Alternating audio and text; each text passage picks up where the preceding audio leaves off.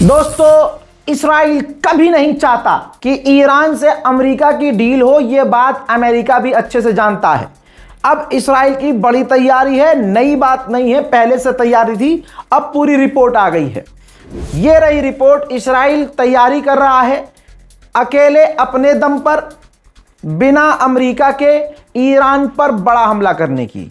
जी हां, अमेरिका के बिना इस्राइल हर हाल में ईरान पर बड़े हमले की तैयारी कर रहा है। हजरात मोहतरम, एक बार फिर से आपको मुबारकबाद पेश करता हूं और आपकी दुआओं का शुक्रगुजार हूं।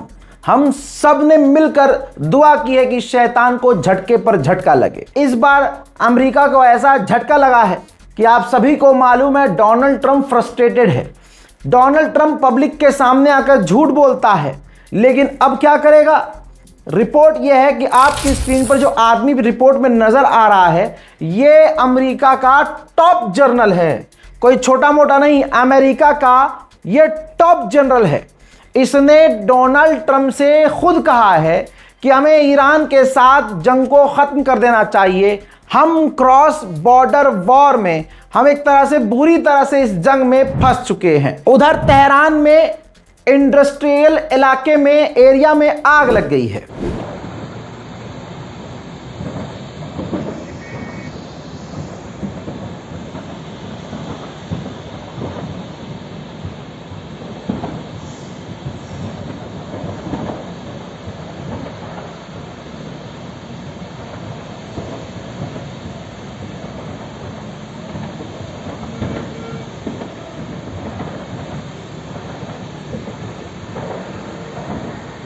हजरात, जो कुछ भी इलाके में हो रहा है, अमेरिका और इस्राइल इसके जिम्मेदार हैं। रिपोर्ट यह है कि अमेरिका के मिडिल ईस्ट सेंटोम का कमांडर इस्राइल पहुंचा है। इस्राइल के आईडीएफ के चीफ और तमाम टॉप ऑफिशियल से मुलाकात कर रहा है।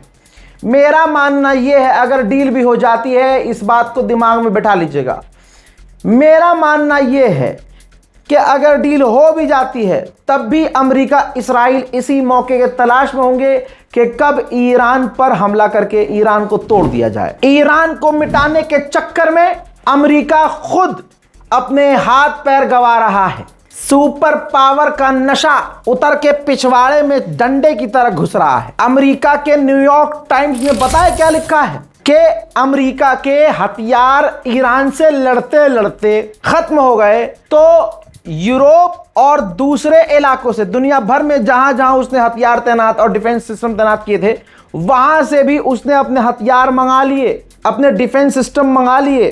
और इन तमाम अमेरिका की कमजोरी और हरकतों पर चीन और रशिया की करीब से नजर है। ईरान कह रहा था कि अमेरिका के ब्लॉकेज से हमें कोई दिक्कत नहीं है, लेकिन आज सामने आई है बात कि ये जो अमेरिका ने ब्लॉकेज कर रखा है, ईरान के जहाजों पर हमले कर रहा है, रेड कर रहा है, जहाजों को निकलने नहीं दे रहा है।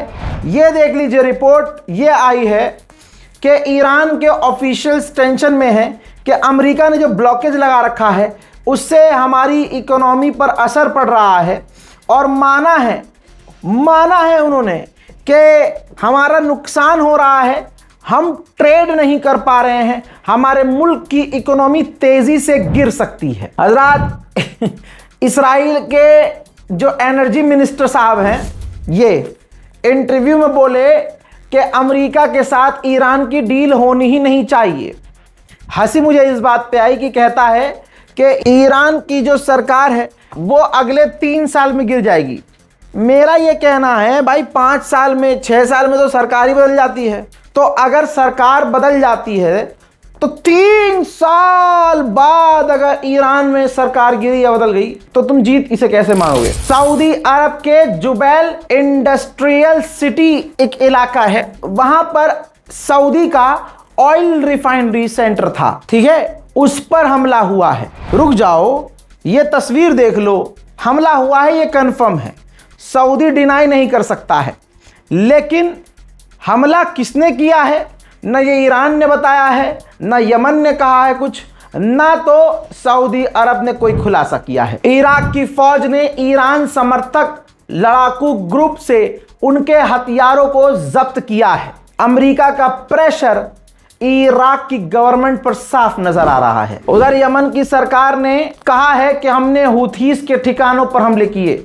याद रखिएगा, अभी 2-3 दिन पहले ही मैंने बताया था कि हूथीस ने यमन सरकार के सैनिकों के ऊपर हमला किया, 50 सैनिक मारे गए। फिर अगले दिन दोबारा यमन के फौजियों के ऊपर हूथीस ने हमला किया, फिर से कई 10 से 12 जो हैं यमन की फौज के लोग मारे गए थे। और अब यमन कह रहा है, हालांकि कोई वीडियो नहीं आया सामने, लेकिन यमन की फौज ने कहा है कि हमने अब हूथीस के ठिकानों पर हमले किए हैं। हजरात हजरात हजरात, ईरान सबके पिछवाड़े में चुभता है, और मैं कहता हूं कि अगर ईरान के अलावा कोई इतने जिगर वाला है तो ले आओ सामने। तो कोई तुर्की का नाम लेता है, कोई सऊदी का नाम लेता है, कोई यूएई का, कोई पाकिस्तान का नाम लेता है। पता सबको है कि ईरान जैसा कोई नहीं है, लेकिन इनके पास कोई और ऑप्शन नहीं है, क्योंकि ईरान शिया देश है। इस वजह से सीने पे सांप लौटता है, बहुत लोगों को शिया सुन्नी किया जाता है, और इतना शिया सुन्नी किया जाता है कि हक पर अगर कोई है तो उसका साथ नहीं दिया जाता है, क्योंकि वो उनके मसलक का नहीं है।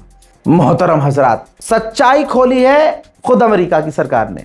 ये जो सऊदी अरब, तुर्की और पाकिस्तान का एग्रीमेंट हुआ है, डिफेंस एग्रीमेंट, ये देख लो रिपोर्ट। अमेरिका की गवर्नमेंट ने भांडा फोड़ा है कि ये जो अलायंस हुआ है, ये जो तीनों देश एक हुए हैं, ये हमारे खिलाफ या इसराइल के खिलाफ एक नहीं हुए हैं। ये तीनों देश आने वाले समय में इसराइल के साथ दोस्ती करेंगे, नॉर्मलाइजेशन करेंगे, अब्राहम अकॉर्ड में शामिल होंगे। लेकिन पाकिस्तान के डिफेंस मिनिस्टर ने अपने जियो पाकिस्तानी चैनल पर बैठकर बयान दिया है कि हमारे इस डील के दरवाजे सबके लिए खुले हैं। इस डील में अगर कोई और शामिल होना चाहता है मुस्लिम देश, तो वो शामिल हो सकता है। बात अगर इसराइल की आए तो तमाम मुसलमान देशों को एक हो जाना चाहिए। यानी भले ही अंदर अंदर इनके दिल में इसराइल के लिए प्यार है, लेकिन ऊपर से क्योंकि लोग गुस्सा करने लगे और पाकिस्तानी यहीं पट खोपड़ी, तो भाई इन्होंने टीवी पे कहा है कि नहीं नहीं, हम तो इसराइल के खिलाफ सब एक हो जाएंगे। अमेरिका पहले ही भांडा फोड़ चुका है, ये भाई इसराइल के खिलाफ थोड़ी है, ये तो अब्राहम अकॉर्ड में शामिल होंगे। लेकिन पाकिस्तान की भारत से चड्डी फट्टी तो है। आसिफ साहब से, ये जो पाकिस्तान के डिफेंस मिनिस्टर हैं, पत्रकार ने पूछा कि भैया ये जो एग्रीमेंट हुआ है अरब देशों के साथ, तुर्की के साथ, आपका डिफेंस एग्रीमेंट, ये बताइए कल को अगर भारत और पाकिस्तान के बीच जंग होती है तो क्या तुर्की मदद करेगा आपकी, अगर एग्रीमेंट हो ही गया है?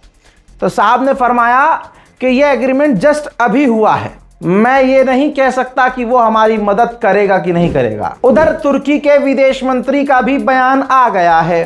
तुर्की के विदेश मंत्री फरमा रहे हैं, उन्होंने कहा है कि आर्टिकल 5 जो नाटो का है, वैसा ही हमारा भी है कानून, कि अगर इस एग्रीमेंट में जो देश शामिल हैं उनमें से किसी एक पर हमला हुआ तो सब पर हमला माना जाएगा। तुर्की ने सफाई दी है, मतलब साहब ने, तुर्की के जो विदेश मंत्री हैं, उन्होंने सफाई दी। आगे उन्होंने बयान में, स्टेटमेंट में कहा कि ये जो ग्रुप बनाया गया है, ये ग्रुप ईरान के खिलाफ बिल्कुल नहीं है। उधर सऊदी अरब खुशी से पागल हो रखा है। ये देखिए, सऊदी अरब की राजधानी रियाद में जगह जगह सऊदी, तुर्की और पाकिस्तान के झंडे लगा दिए गए हैं, डिजिटल बोर्ड लगा दिए गए हैं, एकता दिखाई जा रही है। चलो अच्छी बात है। कुछ समझे आप लोग, जब मुसलमान देश पिटे और जंग में फंसे, तब आपस की रंजिशें खत्म करके एक हुए। तो भारत के मुसलमानों से मेरी अपील ये है कि आपस के लड़ाई झगड़े, शिया सुन्नी, देवबंदी, बरेलवी, ये खत्म करो। अल्लाह से बढ़कर कोई है? और कहो आंख बंद करके और दिल से कहो कि ला इलाहा इल्लल्लाह मुहम्मदुर रसूलुल्लाह।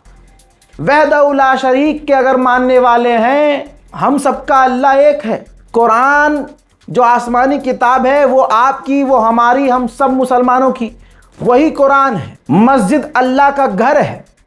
अब इसके आगे की बात कि तुम किसके पीछे नमाज पढ़ते हो, तुम कैसे नमाज पढ़ते हो, हाथ बांध के पढ़ते हो, हाथ खोल के पढ़ते हो, टांगे दूर करके पढ़ते हो, पास करके मिला के पढ़ते हो, ये बातें बाद की हैं। कम से कम अल्लाह के नाम पर तो एक हो जाओ, ताकि तुम पर पड़ रही मुसीबतों में कुछ तो कमी आए। ईरान की सरकार को ये लग रहा है कि ये जो ग्रुप बनाया गया है तुर्की, पाकिस्तान, सऊदी, ये जो मक्का एग्रीमेंट, मक्का डिफेंस एग्रीमेंट हुआ है, ईरान को लगता है कि उनके खिलाफ है। तो देखिए, ईरानी ऑफिशियल ने कहा है कि ये जो मक्का ग्रुप बनाया गया है अरब देशों के द्वारा, इससे ये साबित हो रहा है कि वो अपनी सिक्योरिटी के लिए दूसरों के ऊपर निर्भर हैं, वो खुद कुछ नहीं कर सकते। लेकिन मैं बता दूं कि अगर आगे वो कुछ गलत करते हैं तो नतीजा खतरनाक होगा।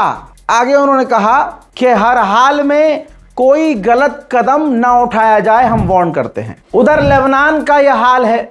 लेबनान में इस्राइल ने फिर से हमला किया, 2 लेबनीज घायल हो गए। आइए अब थोड़ा गाजा का भी सुन लीजिए।